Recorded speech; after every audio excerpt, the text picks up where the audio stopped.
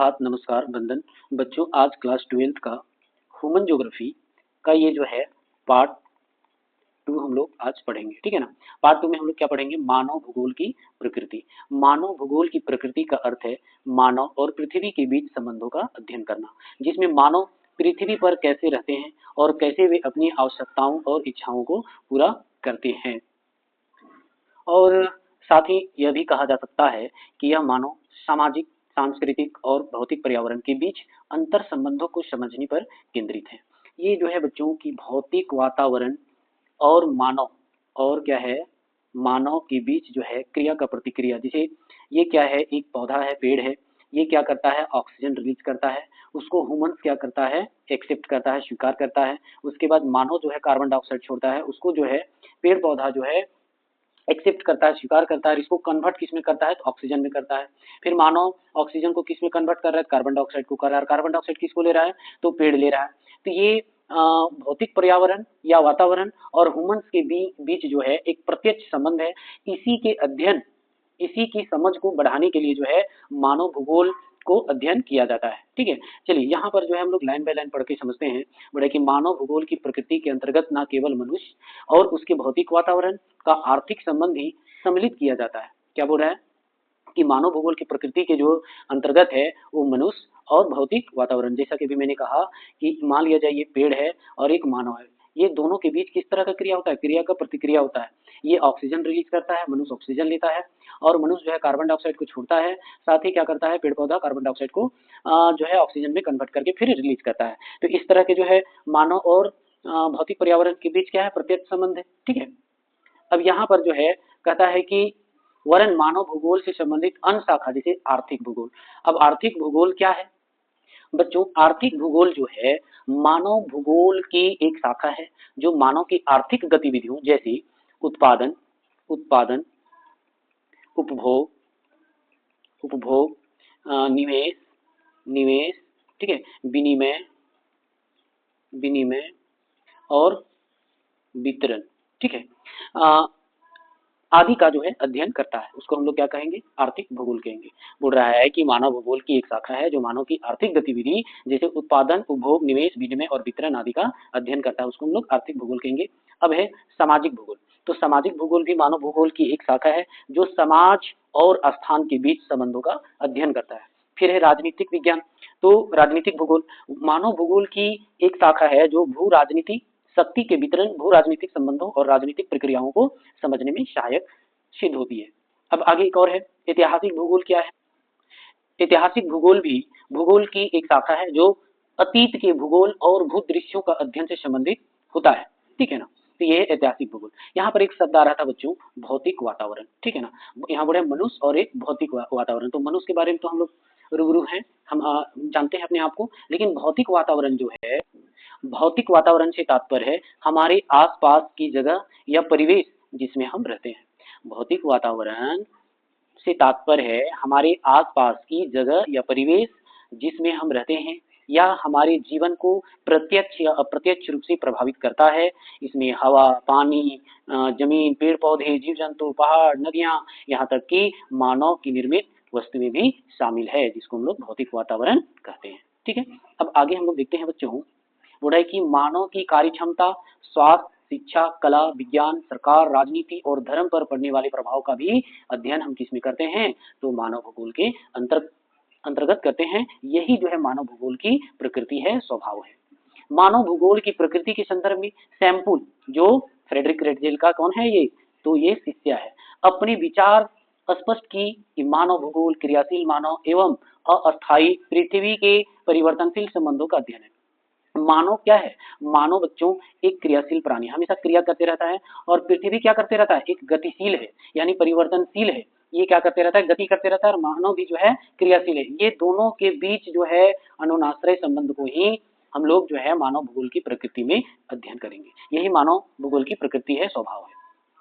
अब यहाँ इस प्रकार स्पष्ट है कि मानव भूगोल की प्रकृति की सीधा संबंध इस तथ्य से है कि धरातल के विभिन्न भाग, यानी धरातल में जितने भी भाग हैं, पहाड़, पर्वत है, नदी है, या फिर कह सकते हैं कि मरुस्थल भाग है, मैदानी भाग है, में निवास करने वाले मानव समुदाय ने अपने वातावरण से किस प्रकार समायोजन स्थापित किया है, जो है जहां भी मानव है उस प्रकृति से मानव क्या करता है, अपने आप को समायोजन करता है। जैसे मान लिया जाए हम झारखंड में रहते हैं, भारत के किस राज्य में रहते हैं, तो झारखंड में रहते हैं। मान लिया जाए ये आपका जो है भारत बनाते हैं, मान लेते हैं भारत है, ठीक है। यहाँ पर मान लेते हैं झारखंड, तो झारखंड में जो है कोल क्षेत्र है, कोयला बहुत ज्यादा पाया जाता है। क्या पाया जाता है, कोयला पाया जाता है। तो यहाँ के लोग जो है अपनी आजीविका को चलाने के लिए कोयला बेच करके, ठीक है ना, वहाँ के प्राकृतिक संसाधनों का दोहन करके अपनी आजीविका चलाता है। अब मान लिया जाए हम इधर जम्मू कश्मीर की बात करते हैं तो वहाँ, या हिमाचल प्रदेश की बात करते हैं तो वहाँ के लोग जो है फल बेच करके, सेब उत्पादन करके अपनी आजीविका को चलाते हैं। अब मान लिया जाए कि हम, चलिए हर एक जगह जहाँ है प्रकृति, वहाँ क्या है कि अपने आप को मानव जो है प्रकृति के हिसाब से अपने आप को समायोजन करना सीखा है। अब यहाँ पर देखेंगे, तथा इस कारण उस क्षेत्र विशेष में किन सांस्कृतिक भूदृश्यों का जन्म हुआ है, जहां पर मानव ने वास किया, निवास किया, वहां की प्रकृति से खुद को क्या करने की कोशिश किया है, समायोजन किया, वहां की संस्कृति को अडॉप्ट किया है, अपनी संस्कृति को जन्म दिया। आप देखेंगे भारत में जितने भी प्रदेश हैं वहां के रहने वाले लोगों का वेशभूषा, खान पान एकदम डिफरेंट है, अलग अलग है। जैसे हम जम्मू कश्मीर में चले जाते हैं तो वहाँ घाघरा चोली पहनता है लोग, या फिर गुजरात चले जाइए तो वहाँ अलग ड्रेस है, झारखंड में जो है महिलाएं जो है साड़ी पहनती हैं, धोती पहनता है, या फिर बोल सकते हैं लुंगी लोग पहनता है ना, पैंट शर्ट पहनता है। तो अलग अलग प्रदेशों में जो है वहाँ की संस्कृति आपको अलग देखने को मिलेगा, वहाँ के खान पान अलग देखने को मिलेगा, वहाँ के लिविंग स्टैंडर्ड देखने को अलग मिलेगा, ठीक है ना। तो ये सब किससे सीखा, प्रकृति के अनुसार अपने आप को जो है ढालने की कोशिश किया है, ठीक है। अब यहाँ पर हम लोग देखेंगे,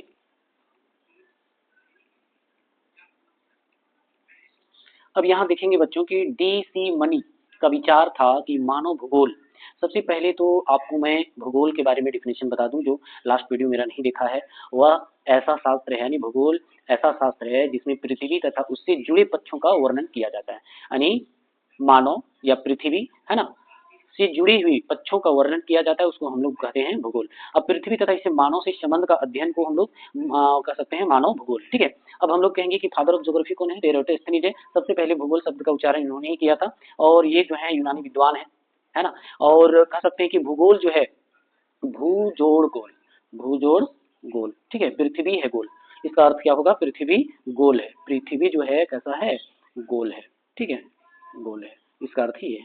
चलिए बच्चों आगे हम लोग जानते हैं। अब आगे हम लोग देखेंगे बच्चों, भूगोल के उन तथ्यों की खोज करता है जो मानव एवं उसकी गतिविधियों से प्रत्यक्ष रूप से संबंधित है, यानी बोल रहा है कि मानव एवं उसकी गतिविधि से प्रत्यक्ष रूप से संबंधित है, ठीक है, इसी का जो है खोज करता है मानव भूगोल। अब यहाँ यह इस बात पर ध्यान देता है कि मानव पर वातावरण पर क्या प्रभाव पड़ता है, और मानव पर अपने सीमावर्ती प्रदेश में क्या प्रभाव पड़ता है, यानी जिस प्रदेश में मानव निवास करता है उस प्रकृति से, है ना, क्या करता है, अपने आप को समायोजन। ठंड प्रदेश में, जैसे जम्मू कश्मीर में आप देखे होंगे तो ज्यादा जो है लोग ठंड प्रदेश में तो उसी तरह का वेशभूषा लोग पहनता है। जैसे जैसे जो है मध्य भारत की ओर आने लगता है, देखे होंगे सूती वस्त्र का धारण करने लगता है, या फिर कहीं हर एक प्रदेश में जो है खान पान से लेकर के रहन सहन सारी चीज डिफरेंट देखने को मिलेगा। अब यहाँ बोल रहा है मानव पर वातावरण पर क्या प्रभाव पड़ता है। एक क्वेश्चन बच्चों जो है आप सभी को पूछ सकता है, मानव का प्रकृतिकरण, मानव का प्रकृतिकरण, देखिए ये क्वेश्चन जो है ना पिछली बार पूछ चुका है, इसलिए इसको भी आई समझ लीजिए। यहाँ पर जैसा बोल रहा है मानव पर वातावरण का क्या प्रभाव, इसलिए मुझे याद आ गया कि मानव का प्रकृतिकरण क्या है, ठीक है ना। तो मानव जो है बच्चों, मानव का प्रकृतिकरण क्या है, इससे संबंधित मैं कुछ कहना चाह रहा हूँ कि मानव आदिम अवस्था में प्रकृति से डरता था। जिस समय लोग चार्ल्स डार्विन जो मानव की उत्पत्ति से रिलेटेड जो सिद्धांत दिया है, उस सिद्धांत के आधार पर मानव जब आदिम अवस्था में था, कुछ जानकारी नहीं था प्रकृति का, तो उस वक्त जो था प्रकृति से वो लोग डरता था, प्रकृति की पूजा किया करता था। आज भी कुछ दिन पहले आप देखे होंगे कि बट वृक्ष का पूजा हुआ, महिलाएं जो है बट वृक्ष को धागा लपेट करके जो है पूजा किया, ठीक है ना, यानी प्रकृति के प्रति आस्था रखा। अब जब भी उस वक्त क्या हुआ करता था कि अधिक वर्षा होने को ईश्वर का जो है प्रकोप मानता था, या बिजली कड़कने पर ईश्वर का जो है नाराजगी होना मानता था, ठीक है। मानव पर प्रकृति का बहुत बहुत ज्यादा प्रभाव है। इन विचारधाराओं को पर्यावरणीय निश्चयवाद कहा गया। जब मानव प्रकृति के अनुसार अपने आप को ढालता था, तो उस अवस्था को ही मानव का प्रकृतिकरण कहा जाता है। धीरे धीरे मानव प्रकृति के नियम को समझने लगा और उसका विकास होने लगा। ठीक है ना। प्रकृति के नियमों को समझकर मानव ने प्रौद्योगिकी का विकास किया। जैसे वायु के नियम को समझ करके जो है वायुयान बनाया। पानी देख रहे होंगे कि जो नदी में गतिमान रहता है या गतिशील रहता है, उसमें जो है नाव बना करके एक पार से इस पार से उस पार जाने का काम किया। तो उसके लिए क्या है, जहाज का निर्माण किया। तो ऐसे जो है कह सकते हैं कि जब मानव प्रकृति के अनुसार जो है अपने आप को ढाला, उसी को मानव का प्रकृतिकरण कहा जाता है। आगे हम लोग देखते हैं, बोल रहा है कि मानव पर अपने सीमावर्ती प्रदेश पर क्या प्रभाव पड़ता है, यानी जिस प्रदेश पर वो रहता है उस पर क्या प्रभाव पड़ता है। तो अपने आप को प्रकृति के अनुसार ही लोग ढल जाता है। जैसे मान लिया जाए पर्वतीय क्षेत्र में है तो वहाँ जो है बकरी पालन, मवेशी पालन करता है या खेती बाड़ी बहुत कम करता है, वो वे लोग जो है कंदमूल पर ज्यादा विश्वास करता है। मैदानी भाग में आ जाइए तो मैदानी भाग में जो है कृषि वगैरह अच्छा करता है। जहाँ प्राकृतिक खनिज जैसे कोयला पेट्रोलियम रहता है वहाँ खनिज और पेट्रोलियम से ज्यादा संबंधित अपनी आजीविका को चलाने के लिए करता है। तो इस तरह जो है अपने सीमावर्ती प्रदेश से प्रभावित होता है। अतः स्पष्ट है कि मनुष्य की क्रियाएं पूर्णतः प्रकृति द्वारा निर्देशित नहीं होती है। अब यहाँ बोल रहा है कि मनुष्य अपने जीवन को भौतिक आवश्यकताओं के अनुसार ढाल लेता है। जब मानव अपनी प्रकृति के अनुसार अपने आप को ढाल लेता है तो उसको निश्चयवाद कहा जाता है। अच्छा बच्चों, एक आ गया यहाँ पर कि मनुष्य अपने जीवन को भौतिक आवश्यकताओं के अनुसार ढाल लेता है। जब मानव प्रकृति के अनुसार अपने आप को ढाल लेता है तो उसको निश्चयवाद कहा जाता है। ये भी याद रखना आपको, क्या कहा जाता है, निश्चयवाद। ठीक है। और निश्चयवाद का डिफिनेशन कौन दिया है जानते हैं, रैथसेल। कौन दिया है, रैथसेल हंटिंगटन। ये आपको याद रखना है कि निश्चयवाद का जो है सिद्धांत किसने दिया, तो रैथसेल हंटिंगटन के द्वारा दिया गया था। अब आगे हम लोग देखेंगे, बोल रहा है कि और अपनी शक्ति और विकास के स्तर पर के अनुसार जो है वातावरण में आवश्यक परिवर्तन कर लेता है। जैसे जैसे प्रकृति को समझता है, प्रकृति को ही अभी जो है मानव चेंज कर ले रहा है ना। अब बोल रहा है कि उदाहरण के लिए बोल रहा है कि एल्पाइन घाटी के किसानों ने यूक्रेन के कृषकों, सैम्पेन के बागवानों और लॉरेंस कोयला क्षेत्र के मजदूरी आदि ने अपनी वातावरण के अनुसार ही अपने रहन सहन को ढाला है। अभी मैंने यही कहा कि जहां जिस तरह का जो है प्रकृति पाया जाता है उस हिसाब से मानव अपने आप को ढाल लेता है और उसी प्रकृति को अपनी आजीविका का साधन बना लेता है। इसी प्रकार मध्य यूरोप में पतझड़ वाले वनों को साफ कर खेती करना, इसको हम लोग बोलते हैं खानाबदोशी करना या फिर बोलते हैं चलवासी। बोले नीदरलैंड हॉलैंड में समुद्रीगत भूमि को बांध बनाकर उपयोगी बना देना, चिली और पेरू में शुष्क उच्च प्रदेशों में सोरा प्राप्त करना और मंचूरिया में लोहे निकालना तथा अल्पस और सुरंगे बनाकर रेल मार्ग निकालना, ये सब कहाँ से सीखा, प्रकृति से ही सीखा। प्रकृति को समझा तब जो है प्रकृति को दोहन करना शुरू कर दिया। यही है मानव भूगोल की स्वभाव। अब बोला कि भारत में अनेक विनाशकारी नदियों के ऊपरी भागों में बांध बनाकर जल को संग्रहित करना और बाढ़ को रोकना और विद्युत शक्ति उत्पन्न करना तथा थार के मरुस्थल जैसे क्षेत्रों को भूमि पुनर्द्वार कार्यों का सिंचाई योजनाओं द्वारा भूमि मानव विकास का उपयुक्त बनाना आदि उदाहरण है। ये क्या कर रहा है, मानव जो है यानी भूगोल की प्रकृति को समझा और जो है अपने उपयोगी बनाया, अपने लिए जो है वो ज्यादा जो है उपयोगी बनाया। और जो मानव द्वारा पृथ्वी के धरातल पर किए गए परिवर्तनों की कहानी को व्यक्त करते हैं और ऐसे कार्यों द्वारा ही मानव पृथ्वी पर विशेष प्रकार की सांस्कृतिक भूदृश्य। अब यहाँ जो है मानव विकास उपयुक्त बनाया और उदाहरण के लिए मानव द्वारा पृथ्वी के धरातल पर किए गए परिवर्तनों की कहानी को व्यक्त करते हैं। ऐसे कार्यों द्वारा मानव पृथ्वी के विशेष प्रकार की सांस्कृतिक भूदृश्य का निर्माण एवं उसको संशोधन कर सुधार करता रहा है। ठीक है ना। अब यहाँ कहता है कि मानव प्रकृति के नियमों को बेहतर ढंग से समझने के बाद ही प्रौद्योगिकी का विकास कर पाया। बोला है कि मानव जब प्रकृति को अच्छे तरीके से समझ लिया, हवा को समझा तो देखिए एरोप्लेन बनाया, ठीक है, गर्मी को समझा तो छतरी बनाया, ठीक है, और पानी को समझा तो नाव बनाया। तो इस तरह जो है प्रौद्योगिकी का विकास किया। कब, जब प्रकृति के नियमों को बेहतर ढंग से समझा। उदाहरण के लिए घर्षण और ऊष्मा की संकल्पनाओं ने अग्नि की खोज हमारा सहायक हुआ।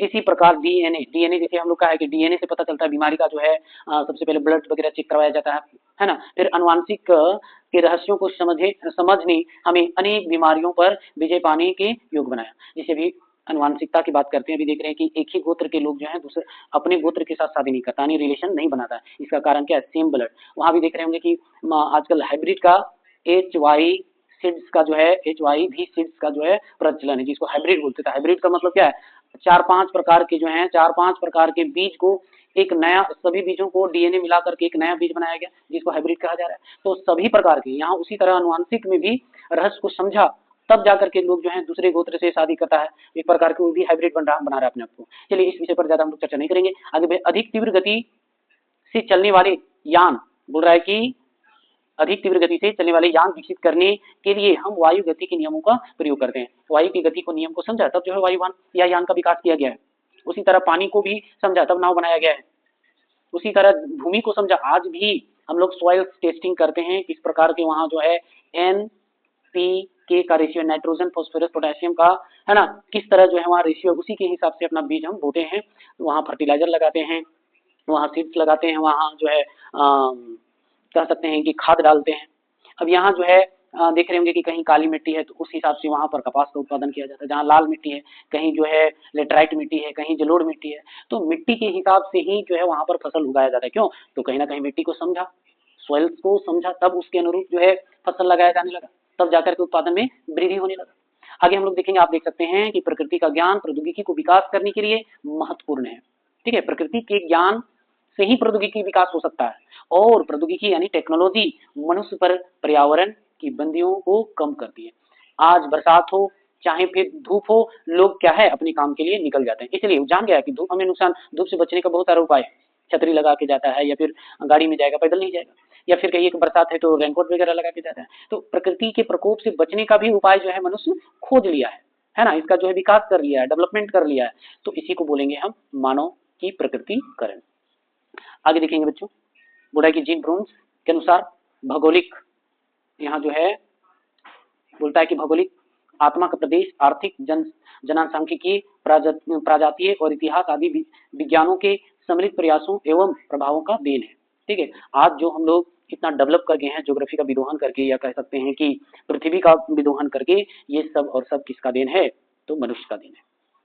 बड़े अतएव सभी प्रकार के ज्ञान प्राप्ति के लिए मानव भूगोल का ज्ञान होना अनिवार्य है।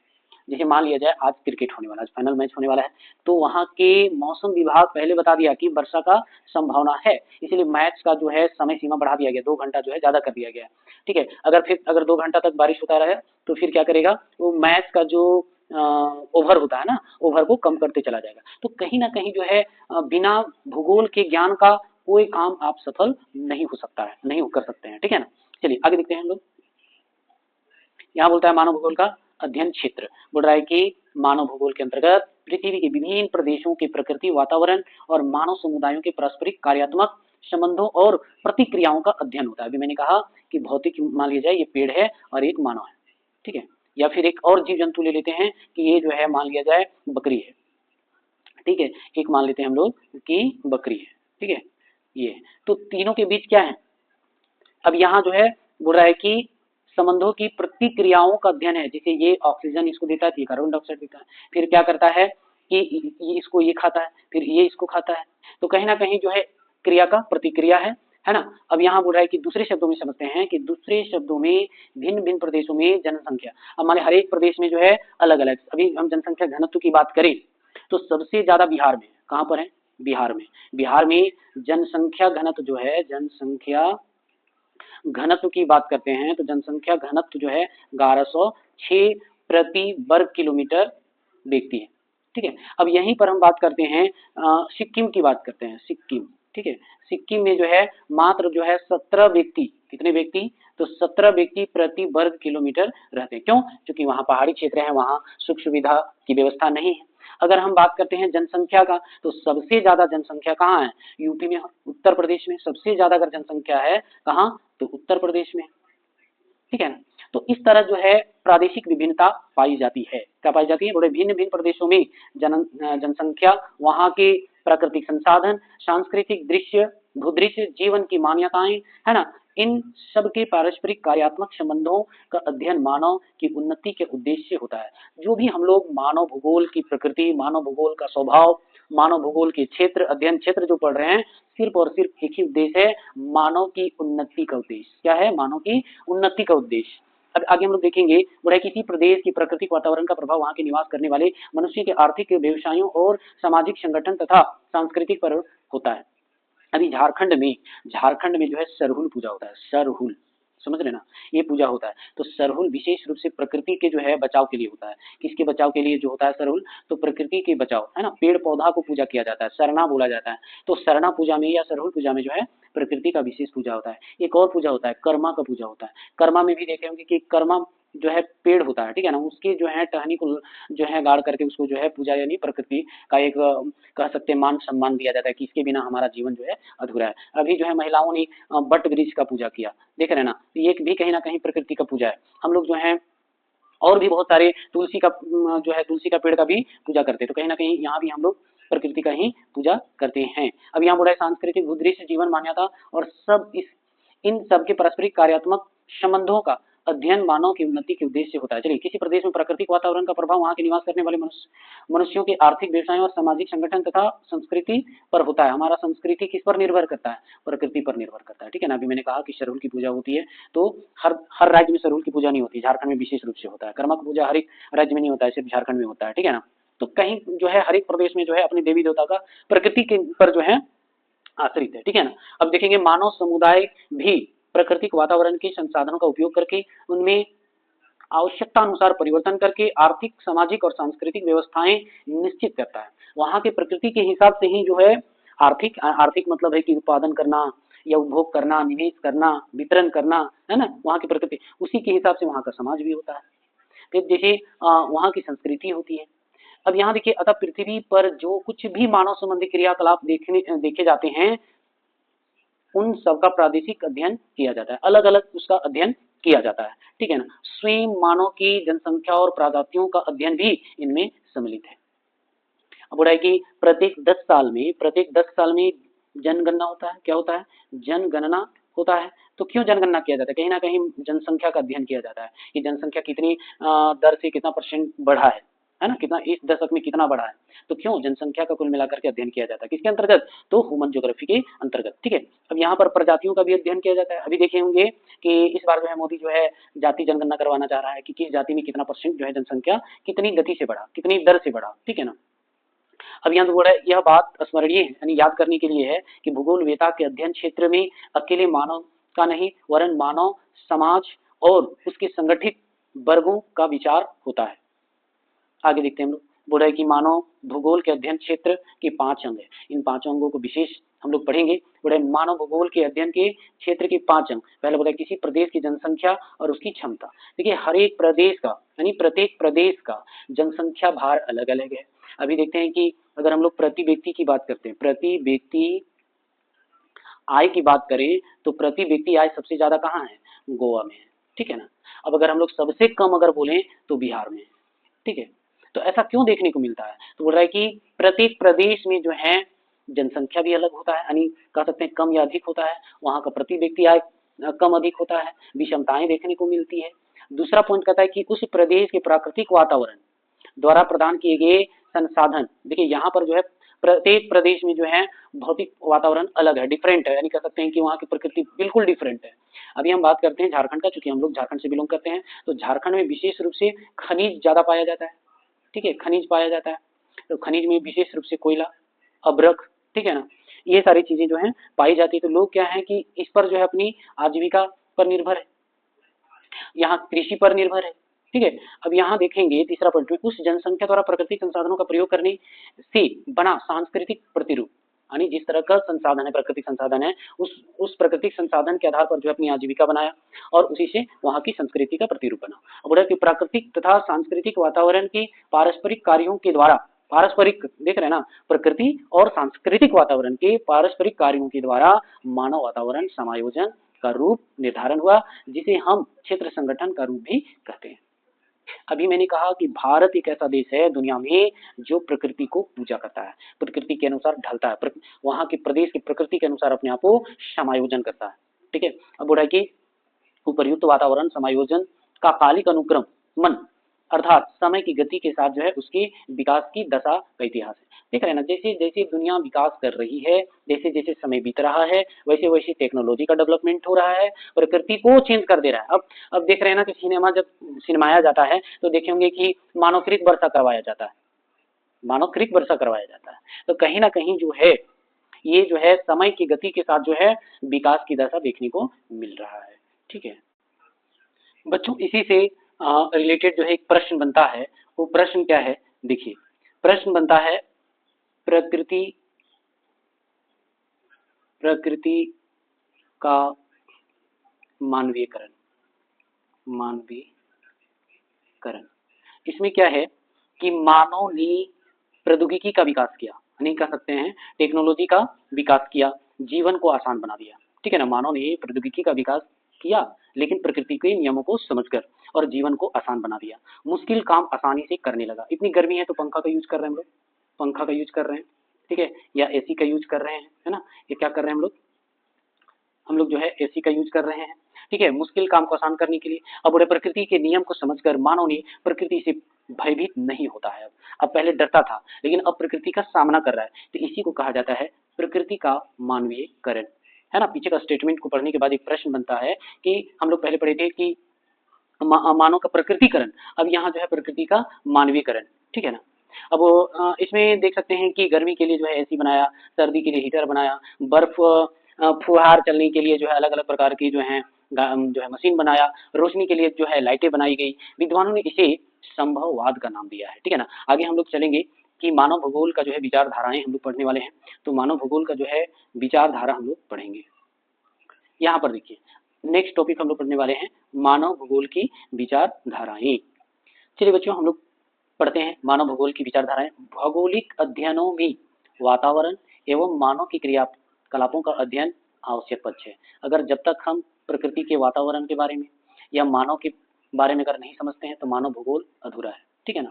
अब है कि भौगोलिक वातावरण से हमारा तात्पर्य पृथ्वी और उस पर स्थित अन्य व्यक्तियों से है जो मानव कार्यकलापों पर अपना प्रभाव डालती है। देख रहे हैं ना, भौगोलिक वातावरण से तात्पर्य पृथ्वी और उस पर स्थित अन्य व्यक्तियों से है जो मानव कार्यकलापों पर क्या करता है, अपना प्रभाव डालता है। मानव और वातावरण का अध्ययन प्राचीन काल से होता आ रहा है। अब देखिए ना, फ्रेडरिक रेटजेल कहाँ का रहने वाला है, जो जिसको हम लोग जो है आधुनिक मानव भूगोल का जनक मानते हैं, फ्रेडरिक रेटजेल जर्मन का रहने वाला है। तो उन्होंने आज से नहीं यानी जब से पृथ्वी पर मानव की उत्पत्ति, जैसे हम लोग फ्रेडरिक रेटजेल की बात करते हैं या चार्ल्स डार्विन की बात करते हैं या विडाल डी ला ब्लास की बात करते हैं, ग्रिप टेलर की बात करते हैं या हंटिंगटन का, ये लोग जो है आज से नहीं 1912 में जो है एक विचारधारा आया था महाद्वीपीय विस्थापन सिद्धांत। तो बहुत पहले से जो है भूगोल का अध्ययन किया जा रहा है। ठीक है ना, प्राचीन काल से होता आ रहा है। बोला कि जब से सभ्यता था उस वक्त से जो है भूगोल का अध्ययन करने की कोशिश लोग कर रहा है और धीरे धीरे जो है इसके प्रति विकास भी कर रहा है, यानी उन्नति कर रहा है, यानी शोध सफल हो रहा है। अब बोल रहा है कि कुछ विद्वानों का मत है कि वातावरण प्रधान है। मेन क्या है, मानव प्रधान नहीं है। भूगोल में सबसे प्रधान कौन है, वातावरण है। ठीक है ना, इन्वायरमेंट है, नेचर है, और मानव को उनके अनुसार अपना जीवन यापन और कार्यकलाप करना होता है। देखिए, जब मानव प्रकृति के अनुसार अपने क्रियाकलाप करता है तो उसको हम लोग निश्चयवाद कहेंगे। ठीक है, उसको हम लोग क्या कहेंगे, निश्चयवाद। आगे हम लोग वन बाय वन करके तीनों विचारधारा के बारे में पढ़ेंगे, लेकिन यहाँ बोलता है कि मानव उसके अनुसार अपना जीवन यापन और कार्यकलाप करना होता है कि वातावरण प्रधान है तथा मानव बुराई तथा मानव को उसके अनुसार अपना जीवन यापन और कार्यकलाप करना होता है। जर्मन के अधिकांश भूगोलवेता, अभी जैसे हम लोग फ्रेडरिक रेटजेल की बात करते हैं वो भी जर्मन का रहने वाला है। बुराई की जर्मन के अधिकांश भूगोलवेता इस पक्ष के समर्थक रहे हैं जिन्होंने अपनी विस्तृत अध्ययन के माध्यम से वातावरण की प्रधानता को सिद्ध किया है।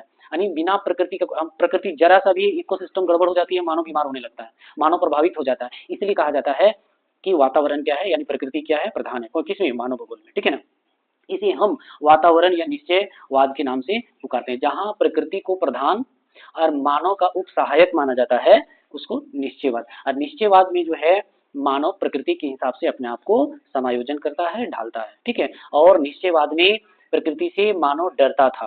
ठीक है, धूप से, बरसात से, मृदा प्रदन से, ठीक है ना, सबसे डरता था।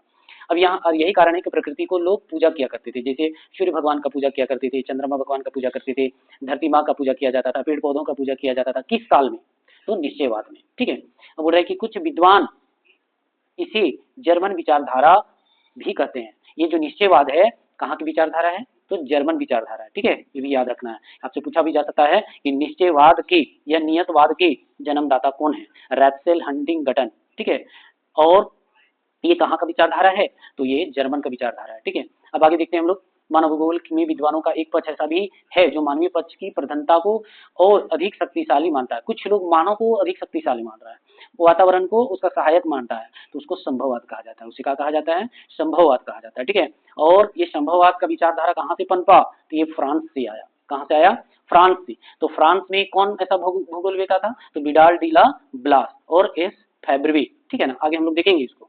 अब यहाँ ये पूछेगा कि निश्चयवाद जो है कहाँ से आया, तो ये जो है जर्मन से आया। ठीक है, दूसरी चीज बोल रहा है कि संभववाद कहाँ से आया, तो ये फ्रांसीसी से आया, यानी फ्रांस से आया। ठीक है, अब यहाँ पर कहता है कि इन दोनों विचारधाराओं से पृथक आधुनिक भूगोलवेताओं का एक वर्ग मानव और वातावरण दोनों को ही महत्वपूर्ण माना है। बोल रहा है कि अपनी जगह पर मानव भी और वातावरण भी दोनों महत्व रखता है, और अमेरिका और ब्रिटेन के भूगोलवेता इसी पक्ष को अनुयायी है। इसे नवीन विचारधारा यानी नव निश्चयवाद के नाम से जाना जाता है। चलिए बच्चों, हम लोग कुछ विशेष जान लेते हैं। देखिए यहाँ पर विचारधारा की बात है ना, विचारधाराएं, विचारधाराएं, तो तीन विचारधारा हम लोग को पढ़ने को मिला। तीन विचारधारा, पहला तो निश्चयवाद, निश्चयवाद। ठीक है, ये तो जर्मन का है, ये कहाँ का है, जर्मन का, जर्मन के विद्वानों ने इसको विकास किया। फिर आया संभववाद, संभववाद। ठीक है, संभववाद ये कहाँ से आया, तो ये जो है फ्रांस के विद्वानों ने लेकर आया। ठीक है, और एक आया नव निश्चयवाद।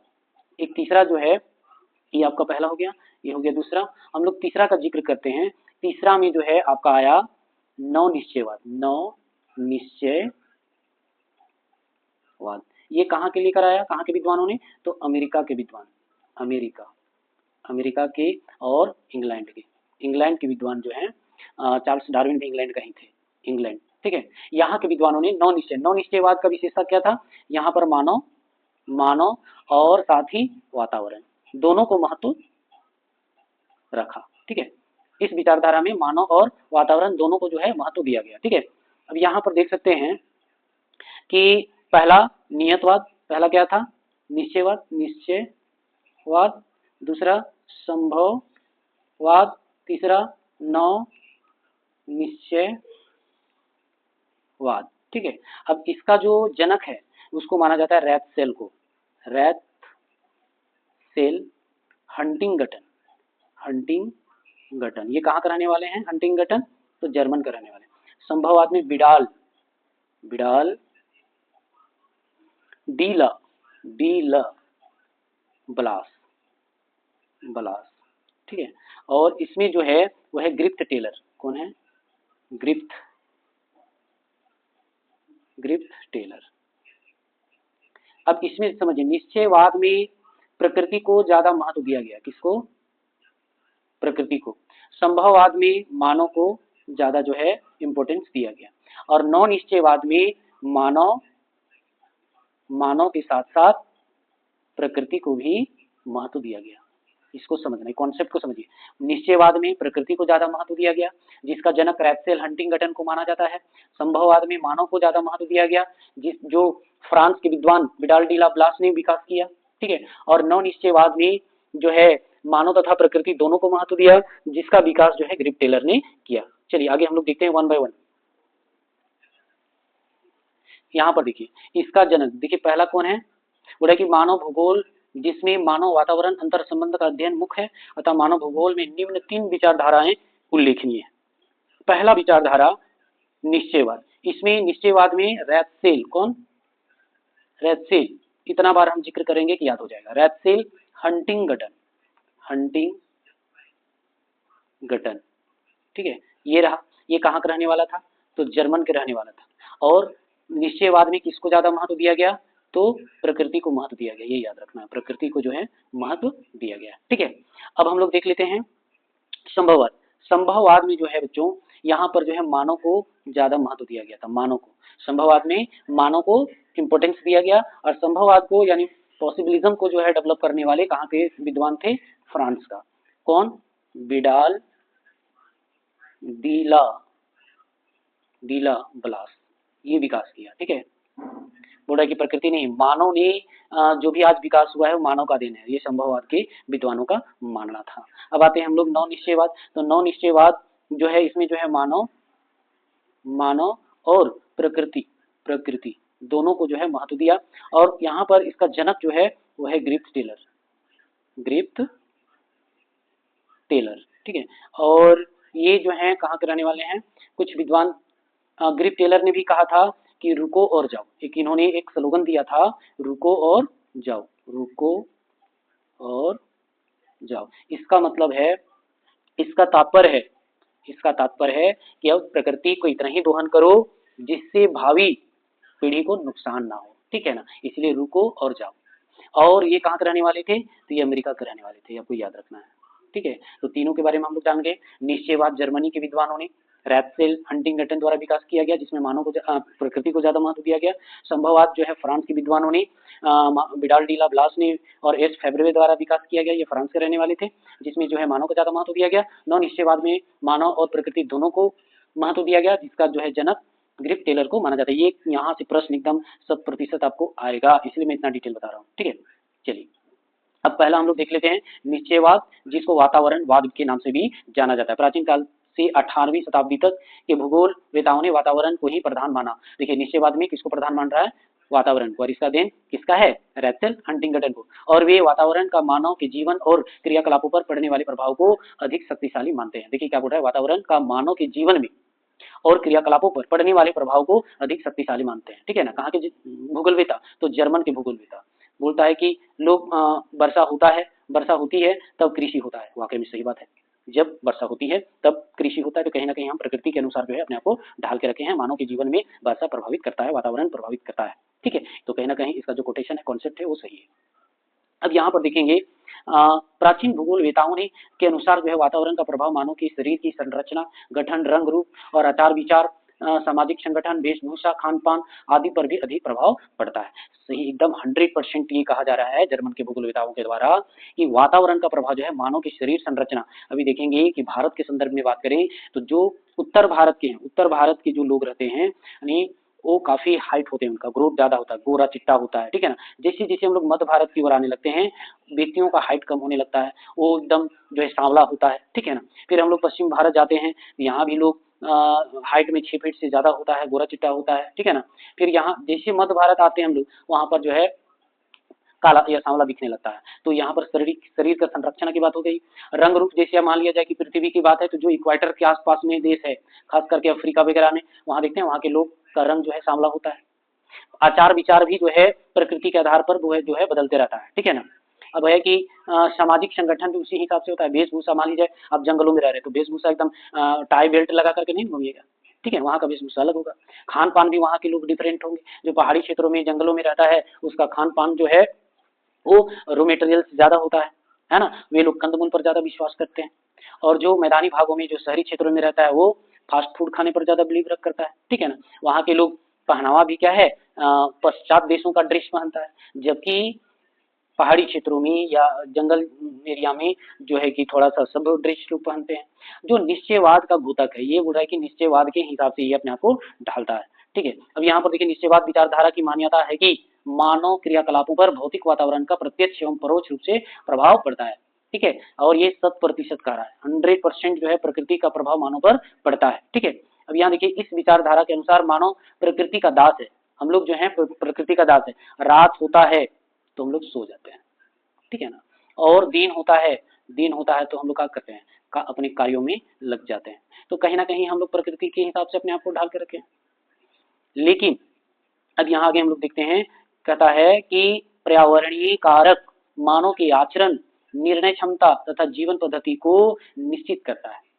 देख रहे हैं ना, बोल रहा है कि हमारा जो आचरण होता है वो प्रकृति के हिसाब से होता है। ठीक है, फिर कहता है कि निर्णय क्षमता उसी के हिसाब से होता है। तो बोल रहा है जीवन की पद्धति, यानी जिसको लिविंग स्टैंडर्ड बोलते हैं, उसी के हिसाब से होता है। ठीक है, कौन, तो निश्चयवाद में। अब बोल रहा है कि प्राकृतिक शक्तियों के सामने मानव तुच्छ होता है, यानी प्रकृति के सामने मानव जो होता है तुच्छ, मतलब बहुत कम है। ठीक है ना, अब बोल रहा है कि अतः वह मून बना इन्हें झेलता रहता है। ठीक है, मूक बनानी मूर्ख बनाता है। प्रकृति जो है मानव को, अचानक गड़गड़ गड़गड़ बादल छा जाता है, बारिश नहीं हुआ। ठीक है, क्या होता है कि बादल जो है छाता है, लेकिन जो है वर्षा नहीं होता है। तो क्या है, मूक बनाया किसको, मानव को बनाया। और इस विचारधारा के प्रवर्तकों में हिपोक्रेटस, अरस्तु, Strabo, Herodotus, Jean Bodin, Montesquieu, Emmanuel Kant, Karl Ritter, von Humboldt, Haeckel, Buckle, Ratzel तथा शैम्पुल जो है जर्मन का है। ये सारे भूगोलवेता का जितना का भी नाम लिया गया, ये सब कहाँ से बिलोंग करते हैं, जर्मन का। जर्मन के जो भूगोलवेता था वो निश्चयवाद पर बिलीव करता है, ठीक है। और इसका जन्मदाता जो है कौन है, रैथसेल, हंटिंगटन। अब आगे हम लोग जो है सीधा संभववाद में आते हैं। देखिए संभववाद में, ठीक है ना, संभववाद में क्या है, वातावरण का एकाधिकार 20वीं शताब्दी के प्रथम 2 दशकों तक रहा, परंतु उसके उपरांत भूगोलवेता ने धीरे धीरे मानव के प्रभावों को स्वीकार करना प्रारंभ कर दिया। यानी बोल रहा है कि प्रकृति पर मानव का प्रभाव होने लगा। अब जैसे कहीं पर 4 लाइन बन रहा है, रोड बन रहा है, तो रोड बन रहा है तो जितने भी वहाँ पेड़ पौधे थे, पहाड़ पर्वत, सबको प्लेन कर दिया गया टेक्नोलॉजी के माध्यम से, कैपिटल इंटेंसिव के माध्यम से, मशीन के माध्यम से। तो कहीं ना कहीं प्रकृति को विदोहन कर दिया। तो मानव का प्रभाव कहाँ पड़ने लगा, प्रकृति पर पड़ने लगा। इस बात को जो है लोग स्वीकार करना शुरू कर दिया। जैसे रेटजेल, कुमार शैम्पुल, डेमोलिन्स, किरचॉफ जैसे कट्टर निश्चयवादी भी मानव की प्रभु सत्ता को अस्वीकार नहीं कर सका। कहने लगा कि मानव का प्रभाव जो है किस पर पड़ने लगा, प्रकृति पर पड़ने लगा।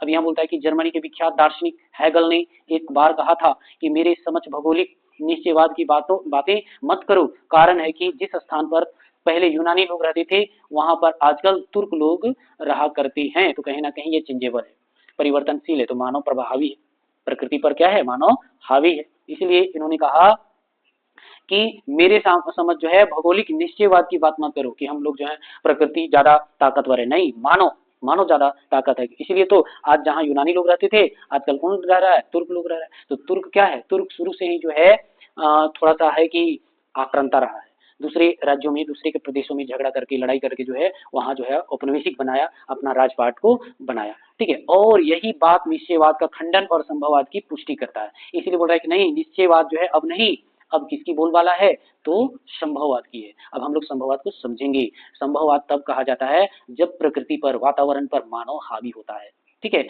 मानव का महत्व अधिक होता है प्रकृति की अपेक्षा।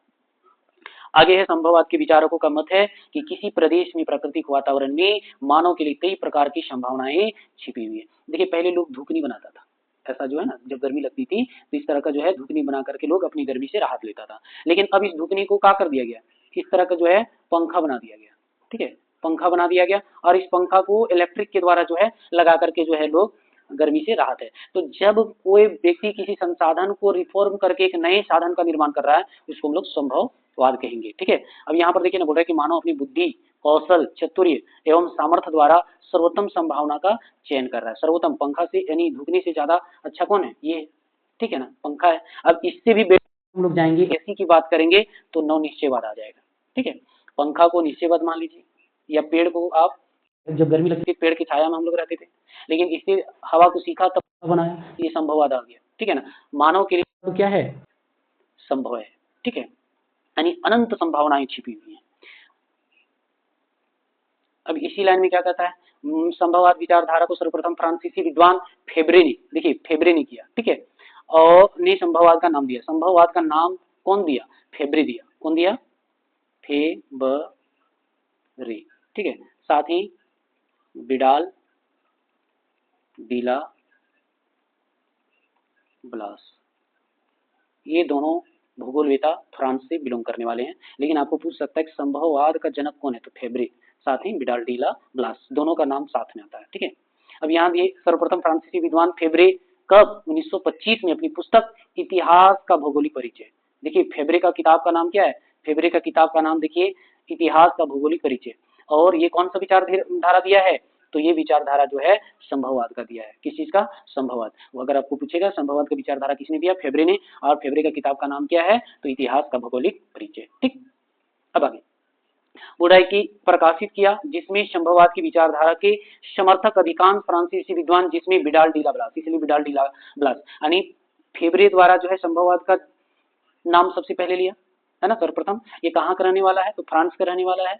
और सबसे पहले इसका हुंकारी मारने वाला कौन आया, तो विडाल डी ला ब्लास, इसीलिए फेब्रे के साथ साथ विडाल डी ला ब्लास का नाम आता है। ठीक है, अब आगे बोल रहा है कि फेब्रे, ब्रून्स, ईसा बॉमेन, कार्ल सावर के नाम विशेष उल्लेखनीय है, चूंकि संभववाद की विचारधारा का जन्म एवं विकास फ्रांस में हुआ, इसलिए संभववाद का जो विकास सबसे ज्यादा कहाँ हुआ, तो फ्रांस में हुआ, ये आपको याद रखना है। अतः अनेक भूगोलवेता इसे भूगोल की फ्रांसीसी विचारधारा के नाम से भी पुकारते हैं। निश्चयवाद को जर्मन विचारधारा के नाम से और संभववाद जो है फ्रांसीसी विचारधारा के नाम से पुकारा जाता है। इस विचारधारा के जन्मदाता फ्रांस के प्रमुख प्रख्याता भूगोलवेता विडाल डी ला ब्लास थे। देखिए यहाँ पर विडाल डी ला ब्लास का नाम आ गया, ठीक है ना। इस विचारधारा को पूरे फ्रांस में जो है विस्तृत और विकास किया, जिसका नाम है विडाल डी ला ब्लास। ठीक, ब्लास के प्रमुख शिष्य ब्रून्स, देखिए यहाँ पर विडाल डी ला ब्लास का जो है शिष्य है कौन, ब्रून्स और डिमांजिया ने संभववाद की विचारधारा का विकास हेतु महत्वपूर्ण ग्रंथ लिखे, यानी अनेक किताबें लिखी।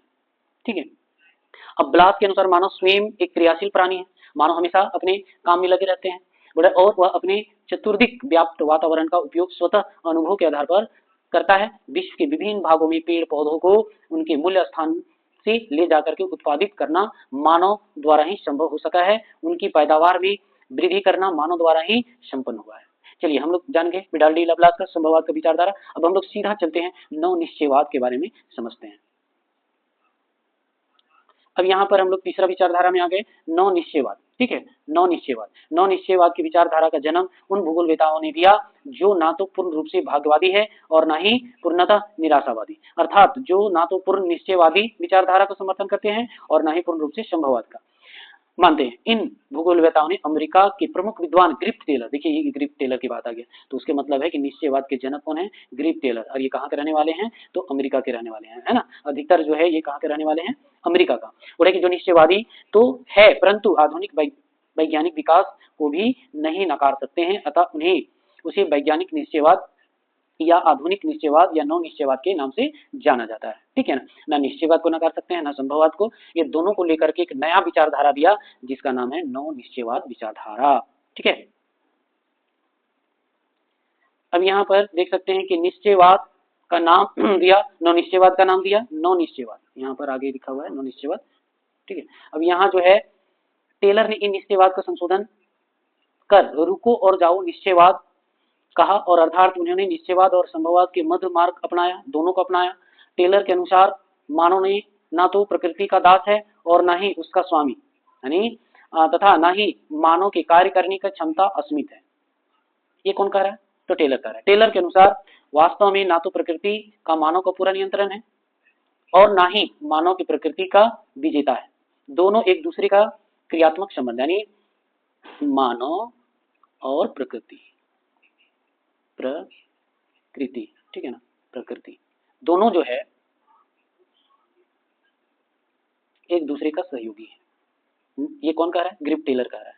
ना मानव महान है ना प्रकृति जो है मानव का स्वामी है, दोनों एक दूसरे का प्रत्यक्ष है ना या पारोक्ष जो है एक दूसरे का सहयोगी है। ठीक है, अब यहाँ पर जो है यहाँ बोलता है प्रगति हेतु मानव के लिए आवश्यक है कि प्रकृति का सहयोग प्राप्त करें और यही नवनिश्चयवाद है।